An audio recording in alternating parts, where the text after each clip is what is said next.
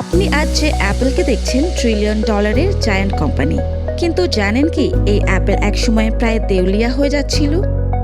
শুধু তাই না, অ্যাপলের ইতিহাস ভরা এমন কিছু ব্যর্থতা যেগুলো শুনলে আপনি অবাক হবেন। আমরা অ্যাপলকে দেখি ইনোভেশনের প্রতীক হিসেবে, আইফোন, ম্যাক, আইপ্যাড, কিন্তু সাকসেসের গল্পের পেছনে আছে ভুল সিদ্ধান্ত, ব্যর্থ প্রোডাক্ট আর হারিয়ে যাওয়ার ভয়।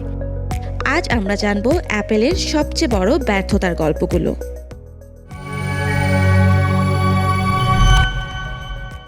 1980-র দশক, অ্যাপল বাজারে নিয়ে আসে এক রেভলিউশনারি কম্পিউটার, অ্যাপল লিসা। এটা ছিল বিশ্বের প্রথম গ্রাফিক্যাল ইউজার ইন্টারফেস ব্যবহার করা কম্পিউটারগুলোর একটি। কিন্তু সমস্যা ছিল একটাই, এর দাম ছিল প্রায় $10,000। ফলাফল, মানুষ আগ্রহ দেখালেও কিনল না। প্রজেক্টটি ভয়াবহভাবে ব্যর্থ হলো।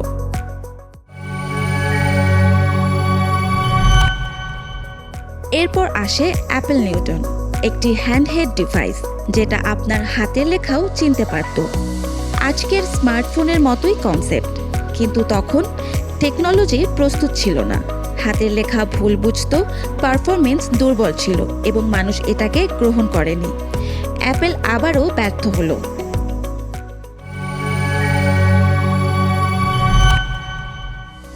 সবচেয়ে বড় ধাক্কা আসে 1985 সালে। অ্যাপলের কো-ফাউন্ডার স্টিভ জবসকে নিজের তৈরি কোম্পানি থেকেই বের করে দেওয়া হয়। ভাবুন একবার, যে মানুষ অ্যাপল তৈরি করেছিল সেই অ্যাপল থেকে বাদ পড়ে গেল। এরপর অ্যাপল ধীরে ধীরে তার দিক হারাতে শুরু করে। 90-এর দশকের মাঝামাঝি অ্যাপলের অবস্থা এতটাই খারাপ হয়ে যায় যে কোম্পানিটি প্রায় দেউলিয়ার পথে। ঠিক তখনই এক অপ্রত্যাশিত ঘটনা ঘটে। মাইক্রোসফট অ্যাপলে $150 মিলিয়ন বিনিয়োগ করে এবং স্টিভ জবস ফিরে আসে।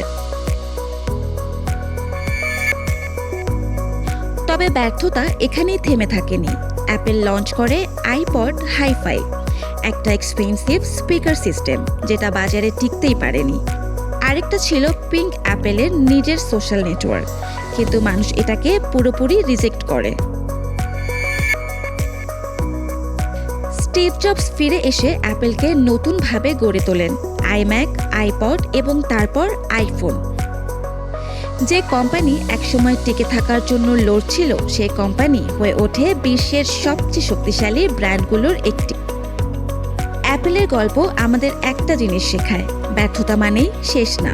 কখনো কখনো ব্যর্থতাই সবচেয়ে বড় শিক্ষা, আর সেই শিক্ষা থেকেই তৈরি হয় অসাধারণ সাফল্যের গল্প।